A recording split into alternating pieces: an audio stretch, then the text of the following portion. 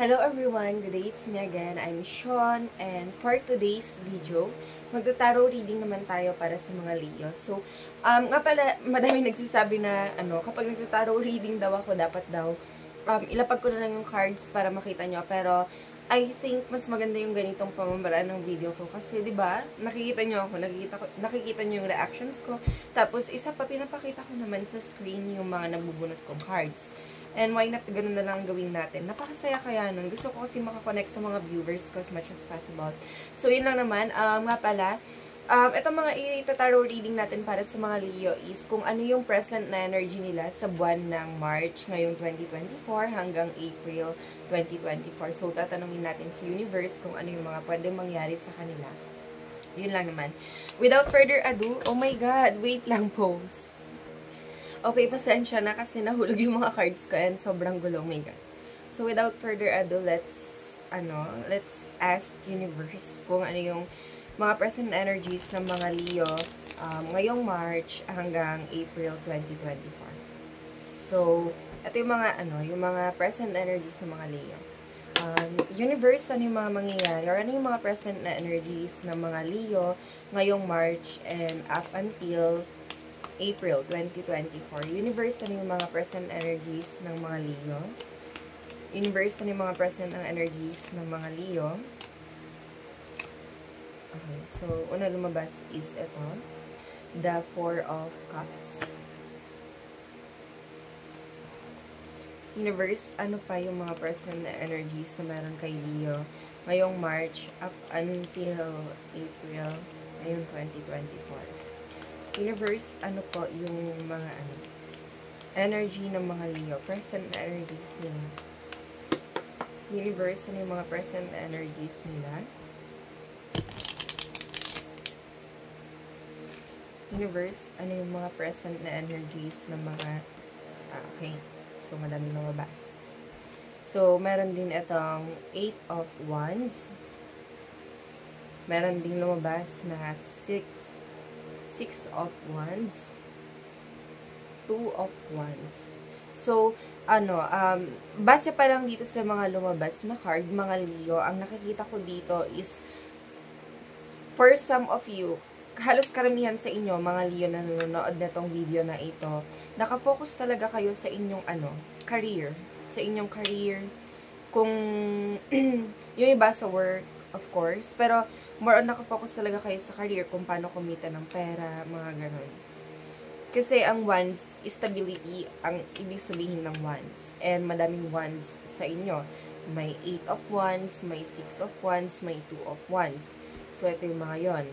Yan, 8, 6, and 2. So, sa mga Wands na yan, ina-represent yan ng stability. Okay?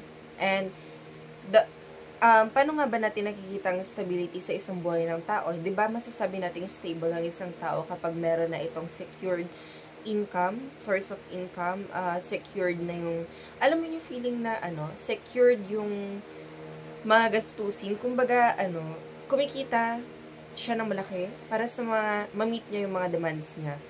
And yun yung parang gusto niyong i-achieve ngayong buwan ng March up until April. So, doon lang talaga nakafocus yung usually or mostly kayong mga Leo ngayong March up until April. Bakit ko nasabi yun? Kasi dito sa 2 of Wands, kung makikita ninyo, may hawak yung lalaki na globo. And, ayun, kung mapapansin nyo dyan, parang doon siya nakafocus talaga. Yan. And, bukod pa doon, meron din kasi kayong sense of okay, gusto nyo rin magkaroon, may nakikita ako dito na progress. Kasi una sa lahat, meron kayong 8 of Wands. So, dito kasi sa 8 of Wands, meaning may action talaga. Okay, nag-iisip talaga kayo intellectually. Parang natapon kasi yung Wands dyan. Ibig sabihin nun, kapag natapon, syempre may interaction with air. Alam naman natin ng air ay knowledge. Yun, may nag-iisip kayo ng something na malaking pagkakakitaan ganyan, na malaking opportunities na pwede kayong kumita ng malaki. And someday, meron din ditong 6 of Wands. Ibig sabihin lang nito, gusto ninyong makilala din kayo soon. Kumbaga, alam mo yun, yung maging makilala kayo dahil sa ginagawa ninyo. So, ayaw kong magbitaw ng salita like, yung iba siguro gusto maging vlogger, ganon. sa inyo mga Leo. Pero ang nakikita ko talaga dito, gusto ko kasi ma-generalize as much as possible or i-general yung meaning netong mga nasa card. So, yun, mag-i-stay tayo doon. Isipin niyo mabuti. Alam ko, sinasabi dito sa card, kung hindi nyo pa nafe-feel ito, nandito na focus kayo sa mga career ninyo. Kung nag-aaral ka, focus ka talaga sa pag-aaral mo.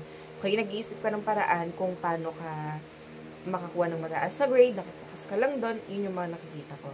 Pero, more importantly, sa mga matatandang nanonood ng video na ito, yung mga hindi na nag-aaral, naghahanap sila ng magandang business, stable na business, kung saan, gusto nila mag-grow, gusto silang makilala, nakafocus ang attention nila doon. Kung saan, hindi lang naman sa business, pwede rin kasing sa work, gusto niyang tumaas yung position niya, ganun. So, this is a general reading, ha? And yun yung pinaka-message or yung pinaka-meron kayong energy ngayong March up until April. May nakita din ako dito, unang-una itong lumabas sa inyong reading mga Leo, ang Four of Cups. Dito sa Four of Cups, kung mapapansin niyo nakalatag sa kanya yung 3 cups. Tinitignan niya ng mabuti. Okay? Pero, hindi niya napapansin na may binibigay palang cup sa kanya ito. So, dahil nga cloud yan, ibig sabihin ng cloud, air. So, thought. May iniisip ka na, Leo, na gusto mong simulan, pero alam mo yun, yung parang hindi ka nakafocus dun eh. Nakafocus ka sa kung ano yung nakalatag sa harapan mo ngayon. Yun yung ibig sabihin na tong card na to. Alam mo, itatanungin natin si Universe dito. I-clarify natin ito kung ano mangyayari kapag sinunod mo yung thought mo.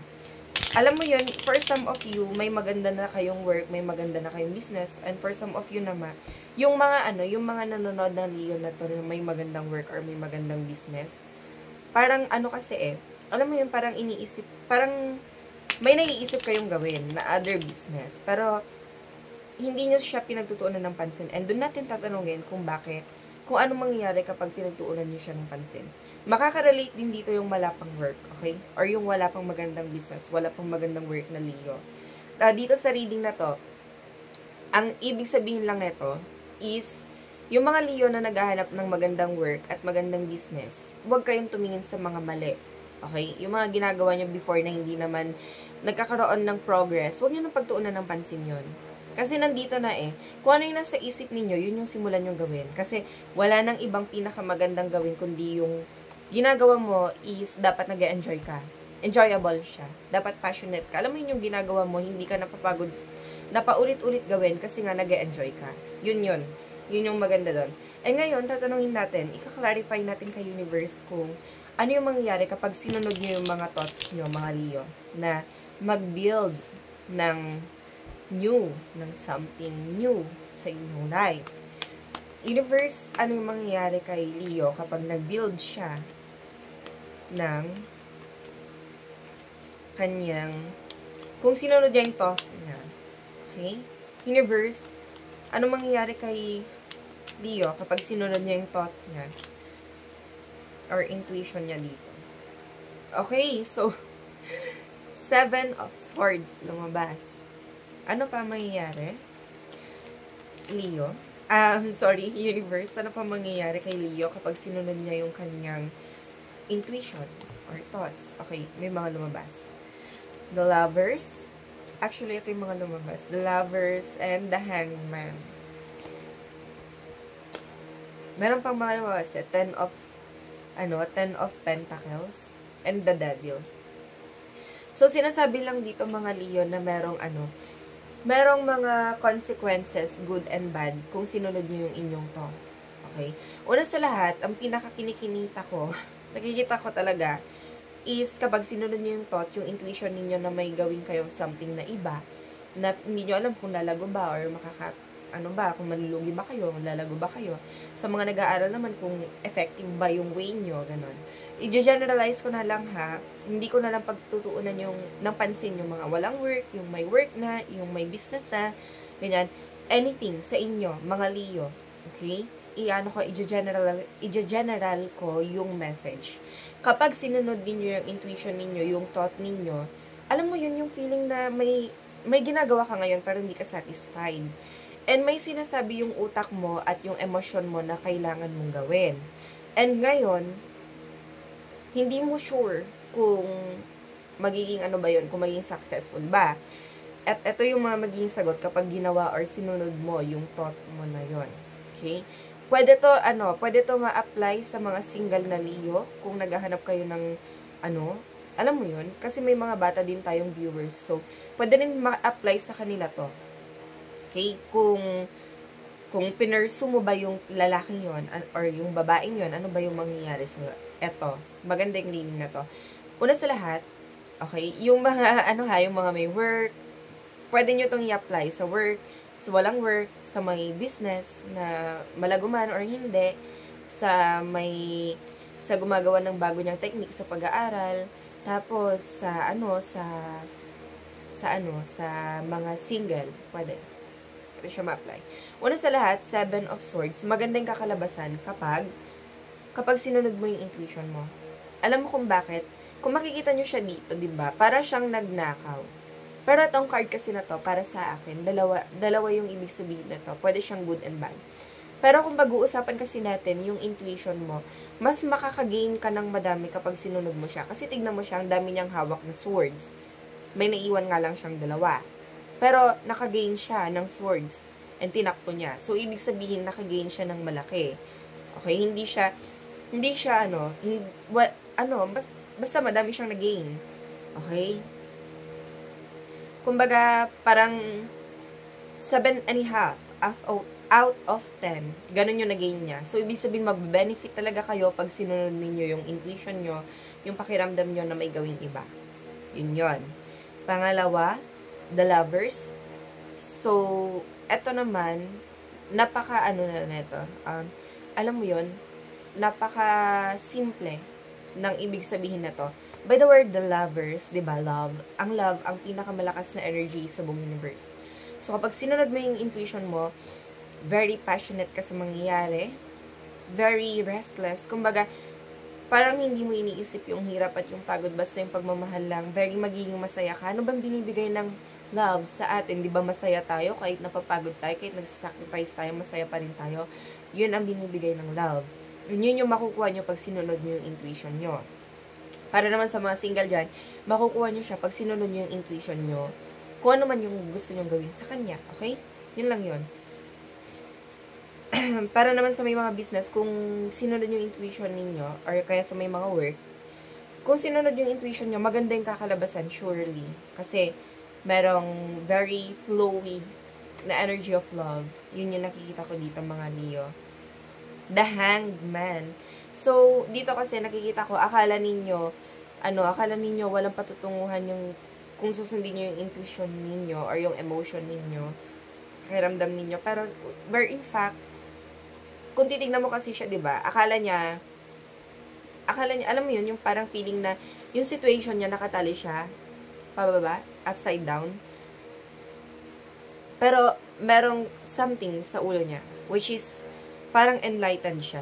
So, parang, alam mo yun, yung feeling na, kinokontrol ka, pero nasa sayo yung sagot na, okay, kaya ko naman to gano'n. Pero hindi ka gumagawa kasi ng paraan. Pero pag ginawan mo yun ng paraan, actually, nasa sayo lang yung sagot. Hindi kasi natin masasabi sa lahat ng mga Leo kung magte-take sila ng action. Kasi some of Leos, kahit parang malakas ang loob nila sa labas, takot kasi ang mga Leo, okay? Lahat naman tayo, kahit yung normal na tao lang, kahit di ka Leo, yung zodiac sign mo, meron tayong nararamdamang takot kasi mas gusto natin sa stable tayo. Ayaw natin mag-take ng risk. Pero kapag ginawa ninyo yon, nag-take kayo ng risk, maganda yung kakalabasan. 10 of Pentacles. Kung makikita ninyo, sobrang saya ng card na to. Alam mong ibig sabihin ng 10 of Pentacles? Pera. So, makikita nyo itong matandang nandito, very satisfied siya sa nakikita niya, okay? Yun yung dito. Alam mo yun, yung very secure, very satisfied ka sa magiging kakalabasan pag sinunod mo yung intuition mo. Pero, tulad ng sabi ko sa inyo, lahat may consequences, may bad consequences. Pwede kayong ma-addict, or pwede nyong i-take advantage yung mga nangyayari sa harapan ninyo. Pwede nyong i-take advantage yung kakalabasan, or yung mga good effects. na mga mangyayari sa inyo, Leo. Yun yung nakikita ko dito. Okay, napakagandang reading. So, lagi niyong tatandaan yung mga sinabi ko regarding dito. Lalo na sa mga seryoso talagang sa work, sa business, na mga Leo. And actually, sa mga single, tanungin natin separately kung ito ba yung magandang time para makipagrelasyon, mga Leo, ngayong March and April. Universe, ito ba yung magandang time para kay Leo para makipagrelasyon? Okay? Universe, ito ba yung magandang time para kay Leo para makipagrelasyon? Universe, ito ba yung magandang time para kay Leo para makipagrelasyon? Actually, sa dalawang card pa lang na lumabas, 4 and 4, number 4 sa Major Arcana, the Emperor, napakalakas na energy, and 4 of Wands, stability na naman ito and happiness. So, nakikita ko, ito yung pinakamagandang time para sa inyo, mga Leo, kung gusto ninyo magkaroon ng karelasyon. Magiging maganda yung kakalabasan ng relationship, makakatulong siya sa inyo. Sa lahat ng aspeto ng buhay, when it comes to money problems, family, ano pa ba? Basta, sa lahat ng aspeto ng buhay, makakatulong or beneficial yung magiging karelasyon ninyo. Yun yung nakita ko dito. Okay? So, hingi tayo, eto ulit, para sa lahat ng mga Leo, hingi tayo ng advice kay Universe tungkol sa, eto, Whispers of Love Tarot pala yung gagamitin natin. So, hingian lang natin ng advice kung ano yung maganda or kung ano yung masasabi niya ni Whispers of Love Tarot. Whispers of Love, sorry. Medyo sinisipon kasi ako. Whispers of Love Tarot. Ano yung advice na maibibigay nyo kay Leo? Okay, may lumabas na card. Isang card. Love who you are. You are divine, delightful, and deserving of the wonderful things life has to offer. So, tulad ng sabi ko sa inyo, diba? Kung susundin nyo yung intuition ninyo, madaming magbabago sa buhay ninyo, mga Leo. Okay? Nakikita nyo to? Grabe yung kasiyahan niya. Tapos sabi niya pa dito sa card, you are divine, delightful, and deserving of the wonderful things life has to offer. So, ibig sabihin talaga, kapag sinunod mo yung intuition mo, yung pakiramdam mo, magiging highly successful talaga yung mga, alam mo yun, yung mga pinapangarap mo para sa sarili mo. Napakalakas ng month mo to para sa iyo, Leo, ngayong March and April. So, sana magamit mo siya in your advantage, okay? Huwag niyong hahayaan na lumagpas or alam mo yung dumaan yung buwan ng March and April ngayong 2024 and wala kayong nagawa. Yun nga din pala, gusto ko lang sabihin sa inyo, mga Leo, or kahit sa anong zodiac signs na nanonood, na kahit anong mangyari, ang awa talaga nasa Diyos, pero ang gawa nasa tao. So, kung hindi ka din gagalaw, wala din mangyayari. Okay? Hingi tayo ng advice kay Karma Cards Oracle. Anong advice ang maibibigay mo, Oracle Cards? Karma Oracle Cards. Anong advice ang maibibigay mo, Karma Oracle Cards? Anong advice ang maibibigay mo, Karma Oracle Cards?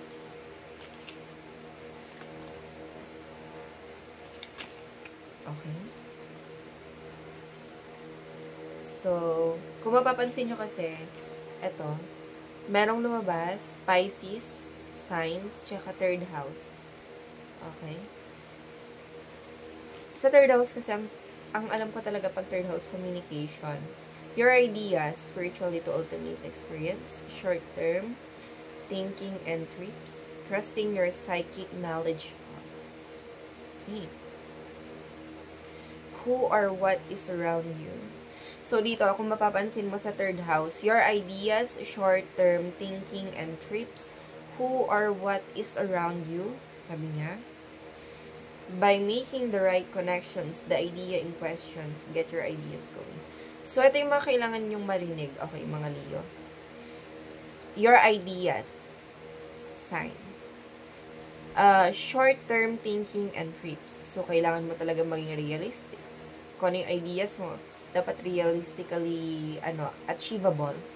Who or what is around you. So, yung environment mo dapat, nasa tamang condition din. Kasi kung wala sa tamang condition yung environment natin, pwede tayong maapektuhan ng negative energies nila para hindi makuha yung gusto natin.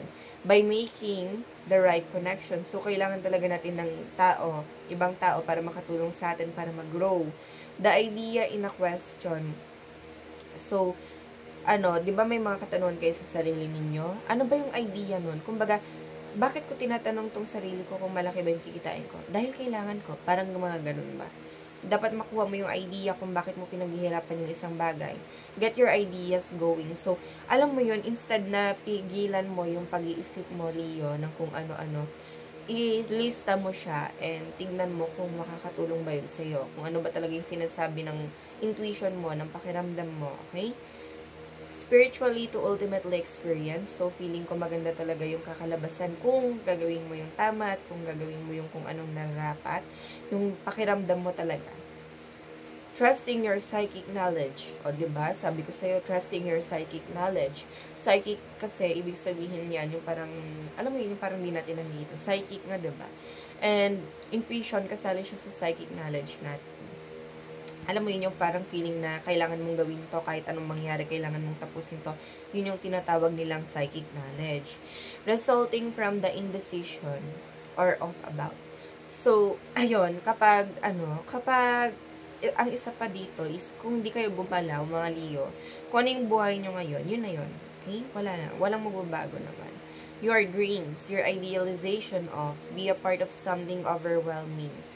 So, be a part of something overwhelming. So, alam mo yun, parang napaka-greater ng makukuha mong power kapag may ginawa ka pang something. Yung idea mo, yung mga idea mo sa sarili mo, yung mga pangarap mo, sa katuparan mo.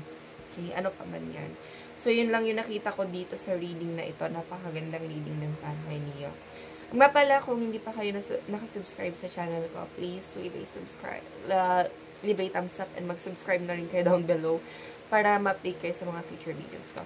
Kung nagustuhan nyo to, mag-comment kayo para makita ko naman kung relatable ba yung nagawa kong video para sa inyong mga Leo ngayong March and April. Yun lang naman, maraming salamat guys. See you on my next video. Good night!